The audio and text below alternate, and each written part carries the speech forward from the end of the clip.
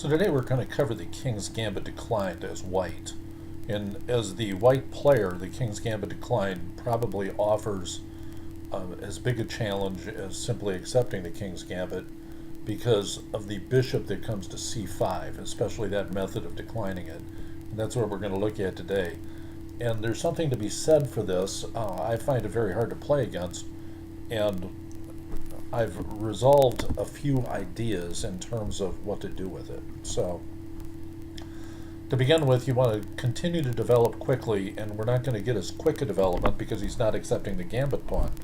However, we still have the opportunity to open the F file at the appropriate time, and when we do that, we can use the F file to attack.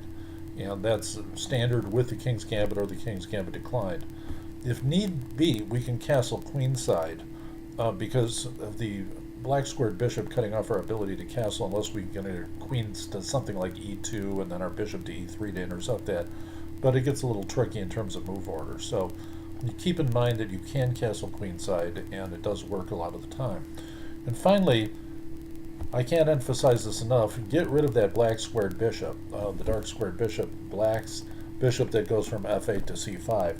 Because that is the crux of the difficulty with the King's Gambit Declined, is that bishop is very powerful, and it can hamper a lot of ability to attack and turn the game into a completely positional type situation.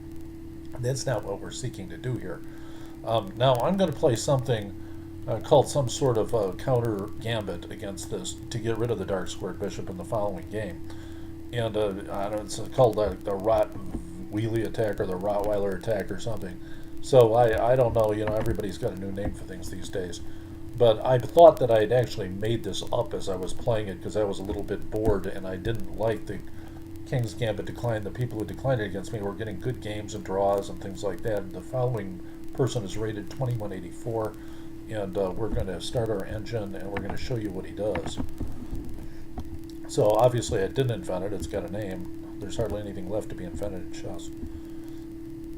So there's the declined bishop just sitting there. And you want to get that knight out, otherwise it gets captured and various other bad things. And so now the computer says c3 is the right move, and it actually gives black a slight advantage. So I move b4, and that is this counter gambit. Started with a gambit, he declined it, so I counter with another gambit. So now it says it's not the most wonderful thing in the world, and interestingly, it says he should decline it, which is not much of a counter gambit if he has to decline it. So now the key is that we're going to gain a little time here, and we have to watch for the fact that if we start capturing on e5, and that's not going to work because there are going to be checks that come and things like that, but we have the ability to double attack a knight on c6, following a check on a4 and things like that, although we can just move c6 and counter that. So now we're going to kind of a standard, notice this move was not recommended in any way. So now it says we're half a pawn down or close, and I'm not really that concerned about it at this point. We're threading a lot of different things. It's beginning to shape up a little bit like an Evans gambit for white with a pawn on f4. So it says he should go ahead and capture, and he doesn't, but everything turns out okay for him in this variation. So now I castle, and it says he should check and then move his knight to f6 and he'll be okay. But as you're going to see, he's just trying to develop normally, and you can't really blame him because the e4 pawn is rather hard to protect here. So if I move my queen to protect it or something, then I don't have the support for d4 that I really would like. And now it's recommending that I capture and open the F file, which is one of our first ideas, and we'll just be done a little. However, I want to bait this player into taking that e-pawn if I possibly can. If he can take that e-pawn, then things are going to shape up a little more like the Evans Gambit scenario I was talking about. So I played d4, and it says this is not a sound move, but of course this site is called Unsound Chess. So it says he should just take it. And then I have a variety of wild attacks that follow, just taking back, going e5, things like that. So I like this big center we have, and it says he can, actually he can probably safely capture that pawn, but I don't think he really wants to try. So Interestingly, Stockfish 8 says capture the e-pawn, The engine I have running up now says absolutely don't capture the a-pawn, and he decided on bishop to b6, which is a pretty safe move because in some variations I have d5 followed by queen checks on a4, so that does create some problems. So now he's kind of preventing captures and recaptures with pawn pushes. And so what I did, it's recommending just knight to c3 now with a good game for white, even though we're half a pawn down. I move in the corner again, tempting him to play knight takes e4, and finally the engines agree that knight takes e4 is the right move, but he castles. So he could have been up a full point by playing knight takes e4, but that's what we were playing for, is complications. I wanted to complicate the game, and I wanted to continue to harass him. So once I get e5 in, the whole complexion of the game is going to change. Now the key move here appears to be, although it says almost all these moves leave him up point 8, d5, so he doesn't play that, and the complexion of this game changes very quickly. Now it says he really needs to play bishop to g4, which is rather interesting, and there's a lot of complicated things that occur because my d4 pawn becomes extremely weak, and I'm still down even if I take his knight. So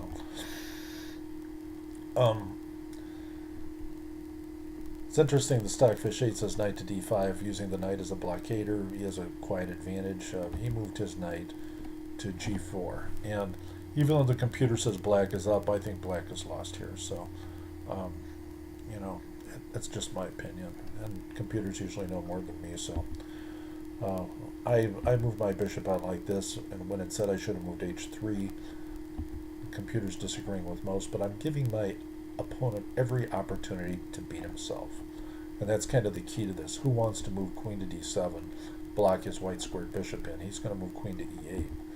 When he moves queen to e8, all of a sudden we get parity.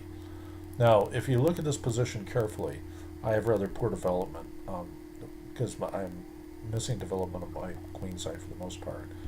However, I'm going to be able to chase his knight and create a weakness on f6. And when that weakness comes in, I'm going to be able to move knight to c3 and then to d5 or e4 and then to f6, and I'm going to get pressure that way. And it's going to mean a lot. So we'll see what happens. Now it says he should just push h6, which is kind of an interesting idea, stranding his knight. So he moves back, and now the game is virtually over. And it says queen to d2 is the right move, but I followed up with a knight move, which it also says apparently is stronger. So he should be trying to defend himself with knight to e7. Instead he moves in the corner, and now we get the killer knight move in, and we're up 1.5. So where's he going to go? You know, he's going to attack my bishop, right? Okay. So we're going to attack his queen, and now the problem is that h7's indefensible. So now he's going to attack my bishop again, and I could be really silly about a move bishop to d5 or something and save that bishop, but this move right here ends the game. And basically this is resignable at this point. So game's over, and as you see, just in 2 or 3 moves, the kind of weaknesses that can occur in a position like this. And we went to great lengths to be able to castle. The f-file is open. You know, the bishop was not interfering with our ability to castle, and everything came to fruition. So that's the end of our game today.